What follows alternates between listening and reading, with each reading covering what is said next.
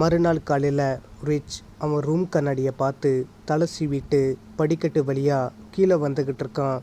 கீழே வந்து ரிச் கூடத்தில் நின்றுக்கிட்டு ஜெஸ்ஸி கிளம்பலாமா அப்படின்னு சொல்லி கூப்பிடுறான். ஆனால் ஜெஸ்ஸிக்கிட்டேருந்து எந்த பதிலுமே வரல.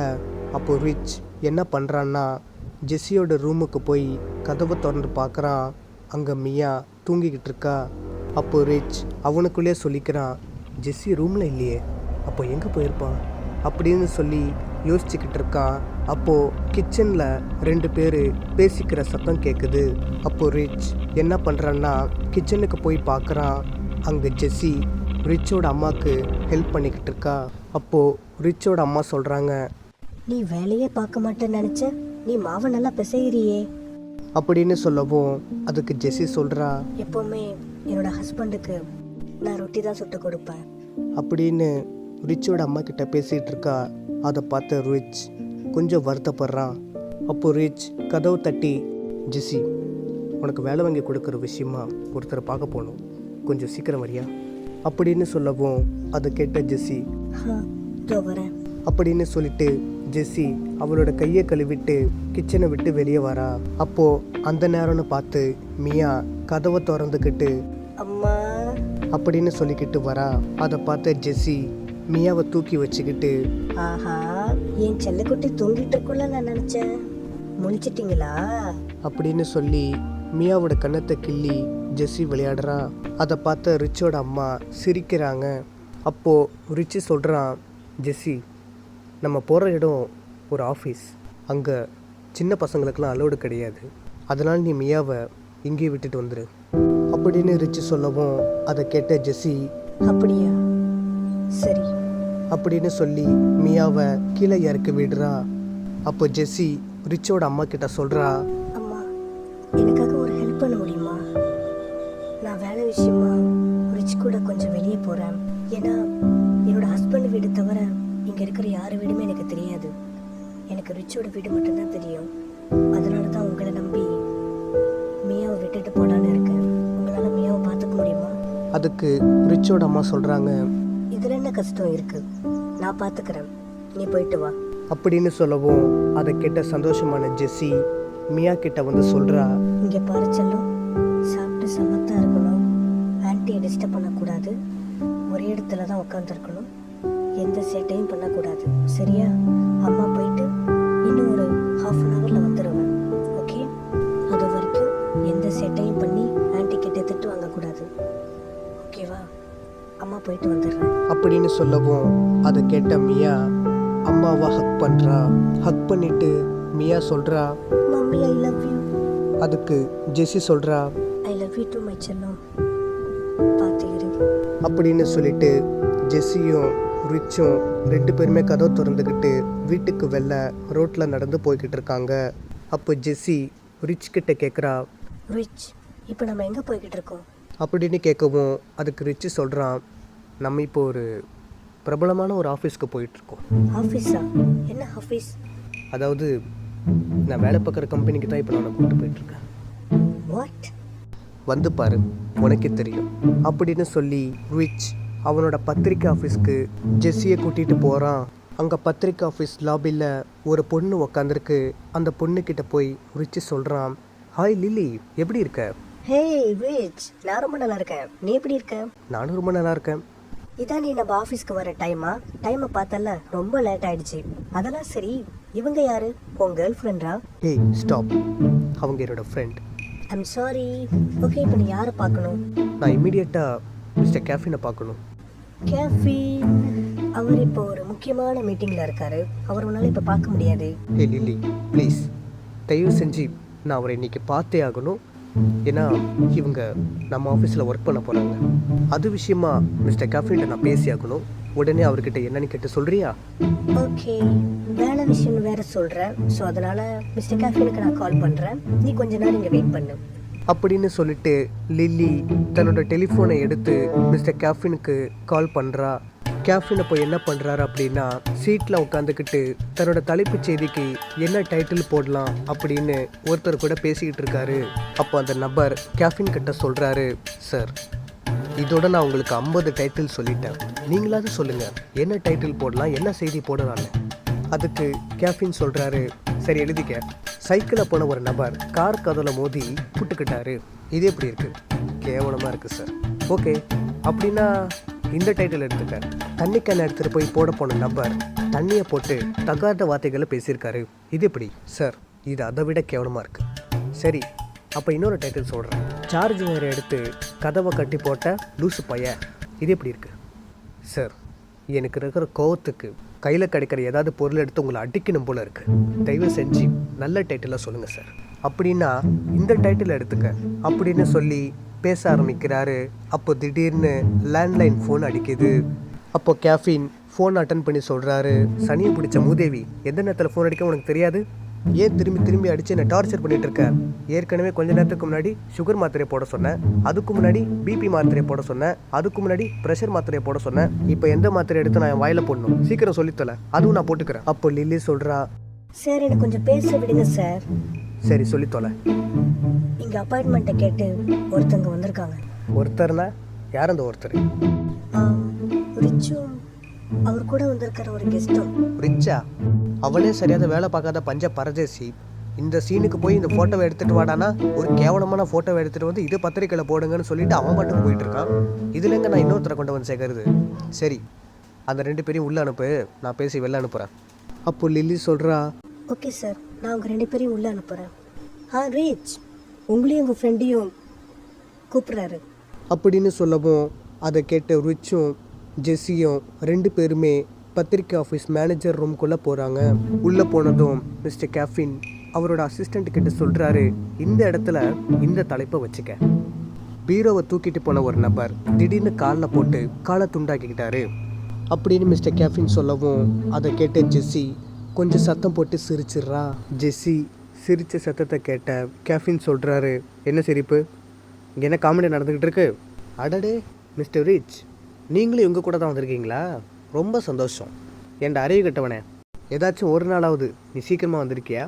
ஏன்டா நீ எப்போ வேலையை விட்டு போவ? நான் உனக்காக உட்காந்துட்டு இருக்கேன். இந்த கேப்பில் இன்னொரு தடவை கொண்டு வரேன். சரி, உங்கள் பேர் என்ன அப்படின்னு கேஃபின் கேட்கவும் அதுக்கு ஜெஸ்ஸி சொல்கிறா, என்னோட பேர் ஜெஸ்ஸி. ஓகே மிஸ் ஜெஸ்ஸி, என்ன படிச்சிருக்கீங்க? BSc computer science. BSc computer science. Computer படிப்பு. கம்ப்யூட்டர் படிப்பை படிச்சுட்டு நியூஸ் பேப்பர் கம்பெனியில் தான் நான் வேலை பார்ப்பேன்னு எதுக்காக ஒத்த காலில் நிற்கிறீங்க? இவன் ரெக்கமெண்டேஷனில் வந்தீங்களா? ஒரு உண்மையை சொல்லட்டுமா, இவன் எடுக்கிற ஒரு ஃபோட்டோ கூட இது வரைக்கும் உருப்படியாக வந்ததே கிடையாது.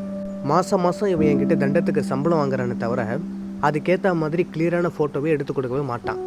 இப்போ உங்களை கூப்பிட்டு வந்தான்னு அதே மாதிரி மாதம் இப்படி தான் யாரையாச்சும் கொண்டு வந்து என் முன்னாடி வந்து நிறுத்திடுவான். இப்போ உங்கள் முன்னாடி வச்சு அவனை திட்டுறேன்னு அதே மாதிரி தான் திட்டி விடுவேன். அப்பயும் சூடு சொரணம் இல்லாமல் மறுபடியும் கூட்டிகிட்டு வருவான். இவெல்லாம் ஒரு ஆள்னு இவனை நம்பி எனக்காக ரெக்கமெண்டேஷனுக்கு வந்திருக்கீங்களே, உங்களெல்லாம் என்னன்னு சொல்கிறது? எனக்கு ரெக்கமெண்டேஷன் வர்ற ஆளுங்களே சுத்தமாக பிடிக்காது. எங்களுக்கு எப்போ ஆள் தேவைப்படுதோ அப்போவே நாங்கள் டிவிலேயோ இல்லை எங்கள் ஆஃபீஸ்க்கு வெளியிலோ ஒரு போர்டு வைப்போம். அதை பார்த்து எல்லோரும் உள்ளே வந்தால் நியாயம். இவன் ரெக்கமெண்டேஷன் பண்ணுறாங்கிறதுக்காகலாம் கண்டவங்களே என்னால் வேலைக்கு சேர்க்க முடியாது.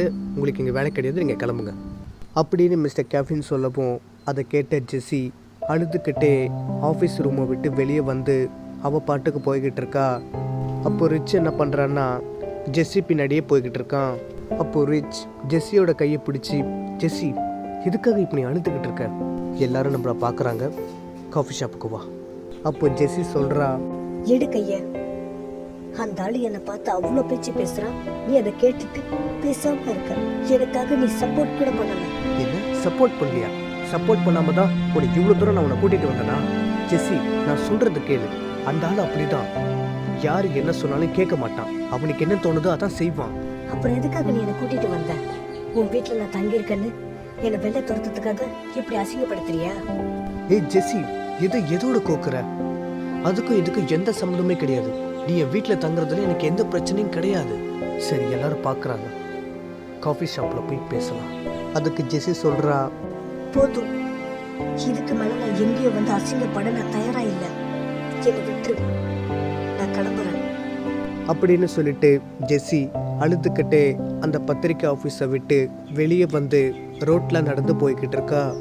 நடந்து போய்கிட்டு அப்படியே ரிச் வீட்டுக்கு வந்துடுறா.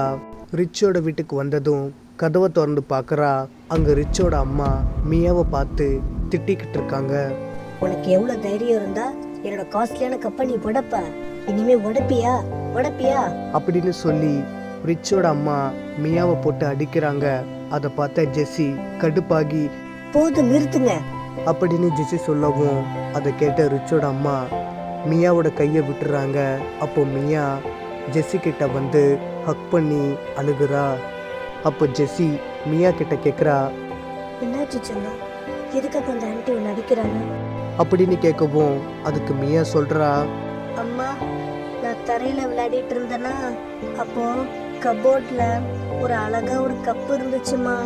அந்த கப்பு பார்க்க அழகா இருக்கேன்னு சொல்லி எடுத்து விளையாடிட்டு இருந்தேன்னா திடீர்னு கை தவறி கீழே விழுந்துருச்சுமா.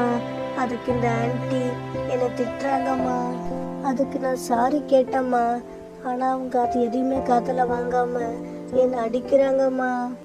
மியா சொல்றத கேட்டு கடுப்பான ஜெஸ்ஸி ரிச்சோட அம்மா கிட்ட கேட்குறாங்க, நான் தெரியாம தான் கேட்குறேன், நீங்க வயசுல பெரியவங்க தானே, அவதான் உங்ககிட்ட சாரி கேட்டுட்டால, அப்புறம் எதுக்காக என் குழந்தைய அடிக்கிறீங்க அப்படின்னு சொல்லவும் அதை கேட்ட ரிச்சோட அம்மா, சாரி கேட்டா எல்லாம் சரியாயிடுமா? இதோட விலை மதிப்பு எவ்வளோன்னு உனக்கு தெரியுமா? $25,000. அது சரி, பணக்காரங்களா இருந்தா தானே இதோட மதிப்பு என்னன்னு உனக்கு தெரியும். புருஷனுக்கு பயந்து ஓடி வந்து ஒளிர உனக்கு எப்படி இதெல்லாம் தெரியும்? அதை கேட்டு ரொம்ப கடுப்பான ஜெஸ்ஸி, இதுக்கு மேல ஒரு வார்த்தை பேசுனீங்க நடக்கிறது வேற. என்னடி போனா போதுன்னு இருக்கிறதுக்கு வீடு கொடுத்தா ரொம்ப ஓவரா பண்ற. முதல்ல வீட்டை விட்டு வெளில போடி. உன்ன மாதிரி பரதேசிங்களாம் என் வீட்டுல தங்கவே கூடாது. அது எனக்கு தான் அசிங்கம். கிளம்பு இங்க இருந்து. நீங்க என்ன சொல்றது? நானே கிளம்புறேன். நான் இங்க வந்ததை என் குழந்தைய கூட்டிட்டு போகிறதுக்காகத்தான் அப்படின்னு சொல்லிட்டு ஜெஸ்ஸி மியாவை கூட்டிட்டு ரிச்சோட வீட்டை விட்டு வெளியே வந்துடுறா. ஜெஸ்ஸி அழுதுகிட்டே ரோட்ல நடந்து போய்கிட்டு இருக்கா. அப்போ ஜெஸ்ஸிக்கும் பின்னாடி லில்லி ஓடி வந்துக்கிட்டே, ஜெஸ்ஸி ஜெஸ்ஸி கொஞ்சம் நில்லுங்க அப்படின்னு சொல்லி கூப்பிடுறா. அதை கேட்ட ஜெஸ்ஸி திரும்பி பார்க்குறா. ஹாய் ஜெஸ்ஸி, நான் யாருன்னு உங்களுக்கு தெரியுதுல்ல? காலையில் பத்திரிக்கை ஆஃபீஸில் லாபியில் உட்காந்துட்டு இருந்தேனே, உங்களை தேடி நான் ரிச்சோட வீட்டுக்கு போனேன். அங்கே நீங்கள் இல்லைன்னு தெரிஞ்சதும் உங்களை தேடி காலையிலேருந்து நான் அலைஞ்சிக்கிட்டு இருக்கேன். ஓ இந்தாங்க இந்த கார்டு. ரிச்சு உங்களை பற்றி எல்லாமே சொன்னார். நீங்கள் வீடு தேடி அலைஞ்சிட்டு இருக்கீங்க அப்படின்னு. இந்த அட்ரஸ்க்கு போய் பாருங்கள். இவங்க வாடகை வீட்டுக்கு அழைச்சிட்டு போகிற ஏஜென்ட். அங்கே உங்களுக்கு வீட்டை காட்டுவாங்க. உங்களுக்கு பிடிச்சிருந்ததுன்னா நீங்கள் அவங்களுக்கு கமிஷன் மட்டும் கொடுத்தா போதும். வாடகை எல்லாத்தையுமே அவங்களே மேனேஜ் பண்ணிடுவாங்க. ஓகே, எனக்கு வேலைக்கு டைம் ஆயிடுச்சு, நான் கிளம்புறேன் அப்படின்னு சொல்லிட்டு லில்லி அவளோட ஸ்கூட்டரில் ஆஃபீஸ்க்கு போயிடுறா. அப்போ ஜெஸ்ஸி என்ன பண்ணுறான்னா லில்லி கொடுத்த அந்த கார்டை கையில் எடுத்து பார்க்குறா. ஜெஸ்ஸி இப்போது அந்த கார்டில் இருக்கிற அட்ரஸ் இடத்துக்கு போகிறா. அங்கே ஒருத்தர் உட்காந்துருக்காரு. அவரோட பேர் பாப். அப்போ ஜெஸ்ஸி அந்த நபரை பார்த்து கேட்குறா, இங்கே மிஸ்டர் பாபுங்கிறது நீங்கள் தானே? ஆமாம், நான் தான் மிஸ்டர் பாப். உங்களுக்கு என்ன வேணும் மேம்? எனக்கு அர்ஜென்ட்டாக தங்கறதுக்கு ஒரு வீடு வேணும். ஓ, நீங்கள் கஸ்டமரா? சாரி மேம், ஃபோன் பார்த்துட்டு இருந்தனால நீங்கள் யாரும் நான் பார்க்கல. Welcome to Pops agency. சொந்த வீடு பார்க்குறீங்களா இல்லை வாடகை வீடா? சொந்த வீடு நான் இருக்கிற வசதிக்கு இப்போதைக்கு வாங்க முடியாது. வாடகை வீட்டையே கொடுங்க. மேம், அப்படிலாம் பேசாதீங்க. சொந்த வீடு வாங்கணுங்கிறது அவங்கவுங்க கனவு. என்ன, அதுக்கு நிறைய உழைக்கணும், அவ்வளோதான். ஓகே, மந்த்லி உங்கள் வாடகையை நாங்களே கட்டிடுவோம். இப்போதைக்கு ஒரு அட்வான்ஸாக ஒரு $535 நீங்கள் கொடுத்துருங்க மேம். வாட், $535? ஆமாம் மேம், இது வெறும் சார்ஜஸ் தான். இது ஒரு ஏஜென்சி. உங்களுக்கு வீடு பார்த்து கொடுக்கறதுலேருந்து உங்களை செட்டில் பண்ணுற வரைக்கும் நாங்கள் உங்கள் கூடயே நிற்போம். அண்டர்ஸ்டாண்ட்? ஒருவேளை இப்போ நீங்கள் தங்க போகிற வீட்டில் ஏதாச்சும் பிரச்சனைனாவோ இல்லை தண்ணி பிரச்சனை ஏதாச்சும் வந்தாவோ அதை நாங்கள் சரி பண்ணி கொடுப்போம். அதுக்காக தான் இந்த $535 மேம். கொடுக்குறாந்தா கொடுங்க, இல்லைன்னா நீங்கள் வேறு இடத்த நீங்கள் பார்த்துக்கலாம். தேங்க்யூ. இல்லை மிஸ்டர் பாப், ஆக்சுவலி என் கையில் இருக்கிறது $530 தான். நான் இப்போது ரொம்ப கஷ்டத்தில் இருக்கேன். இப்போ என் கையில் வேலையும் இல்லை. ஓகே மேம், நீங்கள் இவ்வளோ சொல்கிறதுனால உங்கள் குடும்பத்தோட கஷ்டத்தை என்னால் புரிஞ்சிக்க முடியுது. 20% டிஸ்கவுண்ட் பண்ணித்தரேன். $400 கொடுத்துருங்க. இதுக்கு மேலே என்னால் குறைக்க முடியாது ரேட்டை அப்படின்னு சொல்லவும் அதை கேட்ட ஜெஸ்ஸி சிரிச்சுக்கிட்டே பாப் கிட்ட $400 கொடுக்குறா. அப்போ பாப் ஒருத்தரை கூப்பிடுறாரு. ஓகே தேங்க்யூ மேம், இந்தாங்க இந்த கார்டை வச்சுக்கோங்க, உங்களுக்கு எப்போ வேணாலும் யூஸ் ஆகும். ஏ சைமன், கொஞ்சம் இங்கே வா, உனக்கு ஒரு வேலை இருக்குது. பாப் கூப்பிட அந்த நபர் காதலை வாங்காமல் அவன் பாட்டுக்கு ஃபோனையே பேசிக்கிட்டு இருக்கான். என்னை மன்னிச்சிரு, நம்ம குழந்தைய கொஞ்சம் பார்த்துக்க, நான் காசுக்கு ஏற்பாடு பண்ணுறேன். ஆமாம், கூடிய சீக்கிரம் நான் காசை ஏற்பாடு பண்ணிடுறேன், நம்ம குழந்தைய பத்திரமா பார்த்துக்க.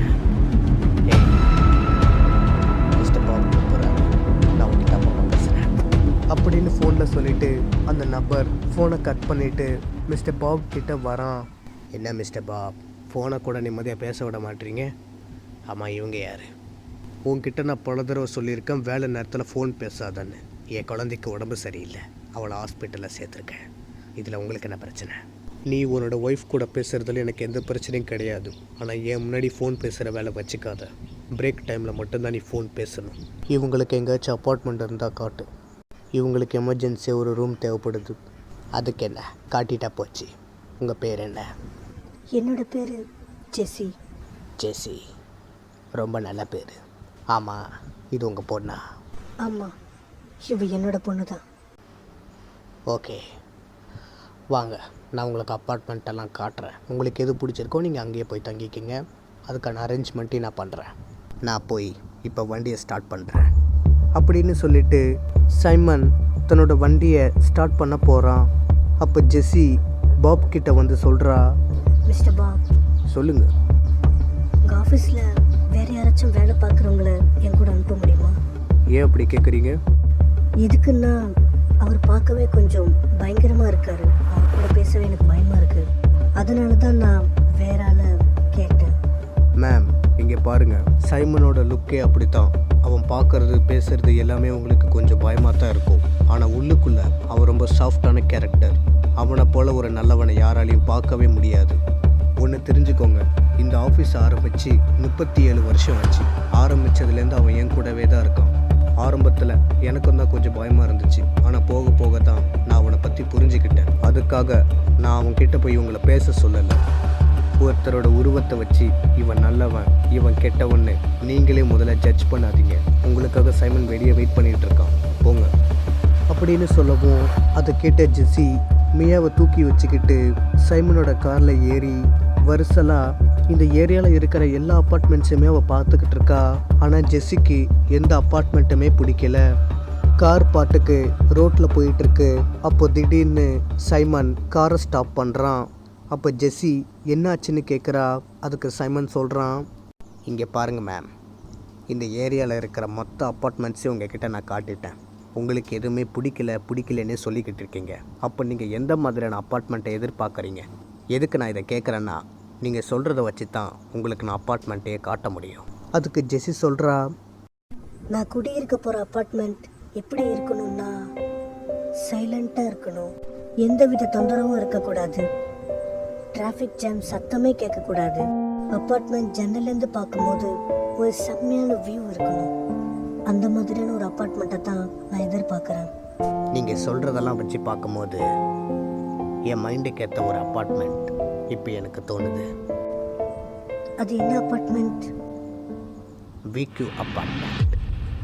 நீங்கள் சொன்ன மாதிரி அந்த அப்பார்ட்மெண்ட்டுக்குள்ளே போன உடனே இந்த அப்பார்ட்மெண்ட்டில் நம்மளுக்கு தங்கணுங்கிற உணர்வு உங்களுக்கு ஏற்படும். ஜன்னல் வழியாக எட்டி பார்த்தீங்கன்னா ஒரு அழகான வியூ அந்த அப்பார்ட்மெண்ட்டுக்கு வெளியே இருக்குது.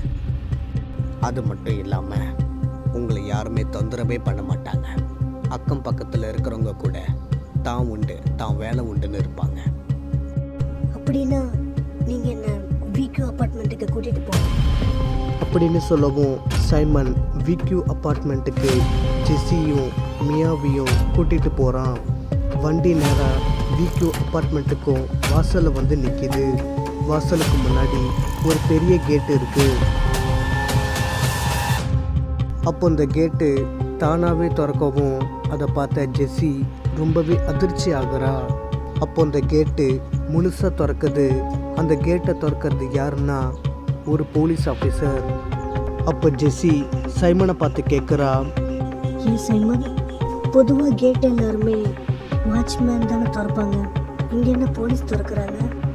அப்படின்னு கேட்கவும் அதுக்கு சைமன் சொல்கிறான், அதாவது மேம், கொஞ்ச நாளைக்கு முன்னாடி இந்த அப்பார்ட்மெண்ட்டில் 14 வயசு பொண்ணு கீழேருந்து குதிச்சு செத்து போயிட்டா. அவளை பற்றி என்கொயரி பண்ணுறதுக்காக தான் போலீஸ் இங்கே வந்திருக்காங்கன்னு நினைக்கிறேன் அப்படின்னு சொல்லிட்டு சைமன் வண்டியை விக்யூ அப்பார்ட்மெண்ட்டோட வாசலில் நிறுத்துகிறான். அப்போது சைமனும் ஜெஸ்ஸியும் 2 பேருமே ஒரே நேரத்தில் கார் டோரை திறந்துக்கிட்டு கீழே இறங்குறாங்க.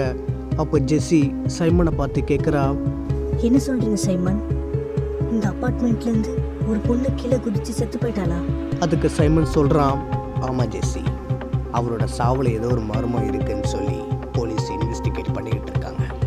அதை பற்றி நம்ம எதுக்கு இப்போ பேசிக்கிட்டு, வாங்க நம்ம இந்த அப்பார்ட்மெண்ட்டோட செக்யூரிட்டியை பார்க்கலாம் அப்படின்னு சொல்லிட்டு சைமன் விக்யூ அப்பார்ட்மெண்ட்டோட செக்யூரிட்டி கிட்ட ஜெஸ்ஸியை கூட்டிகிட்டு போகிறான். ஒரு செக்யூரிட்டி நியூஸ் பேப்பர் படிச்சுக்கிட்டு இருக்கான். அப்போ சைமன் சொல்கிறான், ஏய், கொஞ்சம் நியூஸ் பேப்பரை படிக்கிறத நிறுத்திட்டு எங்கள் 2 பேரையும் கொஞ்சம் பார்க்குறியா அப்படின்னு சொல்லவும் அந்த செக்யூரிட்டி நியூஸ் பேப்பரை விளக்கிட்டு பார்க்குறான். ஜெஸ்ஸி அண்ட் சைமன் 2 பேருமே நிற்கிறாங்க. அப்போது சைமனை பார்த்த சந்தோஷப்பட்ட அந்த செக்யூரிட்டி மேன் சைமனை பார்த்து சொல்கிறான், ஏய் சைமன், எப்படா இருக்க? ஏய், நான் ரொம்ப நல்லா இருக்கேன் பாட்டி, நீ எப்படி இருக்க? நானும் ரொம்ப நல்லா இருக்கேன் அப்படின்னு சொல்லி சைமனும் அந்த செக்யூரிட்டி 2 பேருமே பேசிக்கிட்டு இருக்காங்க. ஜெஸ்ஸி அதை வேடிக்கை பார்த்துட்ருக்கா. அப்போது மியா என்ன பண்ணுறான்னா, அவளோட அம்மா மடியிலேருந்து கீழே இறங்கி ஓடி போய் அந்த விக்யூ அப்பார்ட்மெண்ட்டோட தோட்டத்தை போய் பார்க்குறா. அப்போது அந்த தோட்டம் பார்க்க எப்படி இருக்குது அப்படின்னா, அந்த தோட்டத்தில் இருக்கிற எல்லா புல்லுமே எல்லா செடிகளுமே காஞ்சி போயிருக்கு. அதை பார்த்த மியா அவளுக்குள்ளே சொல்லிக்கிறா, என்ன இது, செடி கொடி எல்லாமே காஞ்சி போயிருக்கு அப்படின்னு சொல்லிட்டு மியா அந்த தோட்டத்தையே சுற்றி பார்த்துக்கிட்டு இருக்கா. அப்போது அந்த தோட்டத்தில் ஒரு பூ மட்டும் வாடி போகாமல் அப்படியே ஃப்ரெஷ்ஷாக இருக்குது, அதுவும் மஞ்சள் கலரில். அதை பார்த்த மியா ரொம்பவே ஆச்சரியப்படுறா. என்னடா இது, இந்த தோட்டத்தில் இருக்கிற எல்லா பூவுமே வாடி போய் காஞ்சி போய் கிடக்கே, ஆனால் இந்த ஒரு பூ மட்டும் ஃப்ரெஷ்ஷாக அப்படியே வாடி போகாமல் இருக்கே அப்படின்னு சொல்லிட்டு மியா அந்த பூவை எடுத்து அவளோட தலையில் வச்சுக்கிறா. அந்த பூவை தலையில் வச்சுக்கிட்டதுக்கப்புறமா திரும்பி அந்த தோட்டத்தை பார்க்குறா. ஏதோ ஒன்று அந்த தோட்டத்தை செடிக்குள்ளே சிக்கிக்கிட்டு கிடக்கு. அதை பார்த்த மியா கொஞ்சம் கிட்ட போய் அது என்னன்னு சொல்லிட்டு அதை எடுத்து பார்க்குறா. ஒரு கை துண்டிக்கப்பட்டு ரத்தமாக ஊற்றிக்கிட்டு இருக்கு. அதை பார்த்த மியா பயத்தில் கத்தி தூக்கி போட்டுடுறா. அப்போ ஜெஸ்ஸி மியாவை பார்க்குறா. பார்த்துட்டு ஜெஸ்ஸி மியா கிட்ட போய் என்னாச்சு என்னாச்சு அப்படின்னு கேட்குறா. அதுக்கு மியா சொல்கிறா, அம்மா, அந்த தோட்டத்துக்குள்ள ஒரு அழகான பூ இருந்துச்சுன்னு சொல்லிட்டு அதை பறிச்சு என் தலையில வச்சுட்டு திரும்பி பார்த்தம்மா, அந்த தோட்டத்துக்குள்ள இது ஒன்று சிக்கிட்டு கிடந்துச்சு. அது என்னன்னு போய் பார்த்தேன், ஒரு கை அழுகி போய் ரத்தமா ஊத்திக்கிட்டு இருந்துச்சுமா. அதை பார்த்து நான் ரொம்ப பயந்து போயிட்டேம்மா. அதை கேட்ட ஜெஸ்ஸி, சைமன், அப்புறம் அந்த செக்யூரிட்டி எல்லாருமே மியா சொல்கிறத கேட்டு அதிர்ச்சி ஆகுறாங்க.